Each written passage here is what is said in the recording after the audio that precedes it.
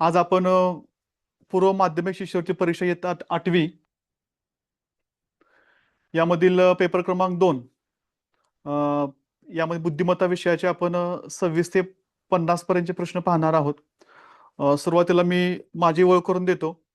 माझं नाव श्री मुजावर अमीर अस्लम, उपशिक्षक महात्मा गांधी विद्यालय पाचवड.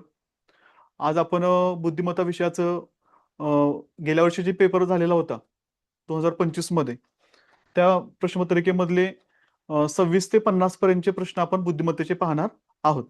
तर तुम्ही सर्वांनी काय करा, आपल्याकडं वही असेल, पेन असेल तर वर काढून फक्त तो प्रश्न शॉर्ट मध्ये लिहायचा आणि ज्यांना सोडवायला येत असेल त्यांनी सोडवा, ज्यांना येत नसेल त्यांनी तो बघा. आता आपण जास्त वेळ न घालवता 12:30ला आपलं लेक्चर सुरू झालेलं आहे.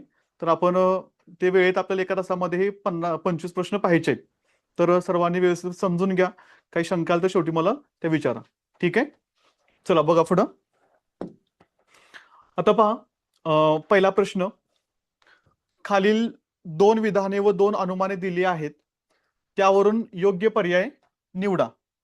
आता जेव्हा अशा प्रकारचे प्रश्न येतात बघा, आपल्याला 2 विधान दिलेली असतात आणि त्याच्यावरून 2 अनुमान काढलेले असतात.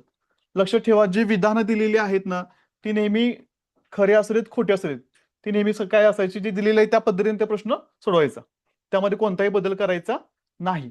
आता बघा, पहिलं विधान काय आहे की फळ झाडासाठी जैविक खते वापरतात. आता या ठिकाणी पहा की पहिलं विधान सगळ्यांना समजलं का, की फळ झाडासाठी जैविक खते वापरतात. दुसरं विधान काय आहे, जैविक खतामुळे उत्पादन वाढते. आता यावरची पहा 2 अनुमान काय आहेत. पहिलं अनुमान काय आहे, जैविक खतामुळे फळधारणा जास्त होते. आणि दुसरं विधान काय आहे, जैविक खताशिवाय झाडांना फळे येत नाहीत. बघा, आपण विचार करताना काय करायचं, जे 2 या ठिकाणी दिलेली विधान आहेत त्या विधानांचा विचार करायचा. पहिलं विधान आहे फळ झाडासाठी जैविक खते वापरतात आणि दुसरं काय आहे, त्यामुळे काय होतं, उत्पादन वाढतं. आता समजून घ्या की पहिला अनुमान काय आहे, जैविक खतामुळे फळधारणा जास्त होते.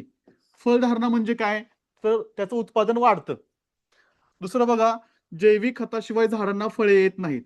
आता तुम्ही निरीक्षण केलं असेल तर फळधारणा जास्त होते म्हणजे उत्पादन वाढतं. आता खताशिवाय झाडांना फळे येत नाहीत असं कुठं विधानात म्हणलेलं आहे का, नाही म्हणलेलं. मग आपण लक्षात घ्या, त्यावरनं पर्याय बघत जाऊया. बी अनुमान अचूक.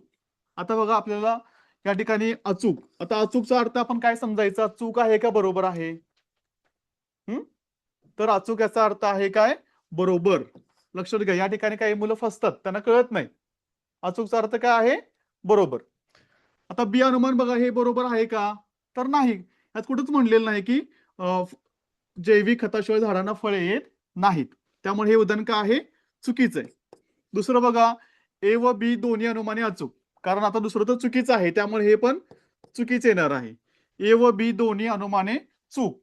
बघा, पहिलं काय आहे, फळधारणा जास्त होते, हे म्हणलेलं आहे वरती, कारण उत्पादन वाढते, त्यामुळे हे सुद्धा येऊ शकत नाही. आणि चौथा अनुमान काय आहे, ए अनुमान अचूक. म्हणजे पहा, ए म्हणजे कोणतं आहे, जैविक खतामुळे फळधारणा जास्त होते म्हणजे उत्पादन वाढतं, म्हणजे हे दिलेलं आहे विधानामुळे, त्यामुळे पर्याय क्रमांक काय येणार आपला 4.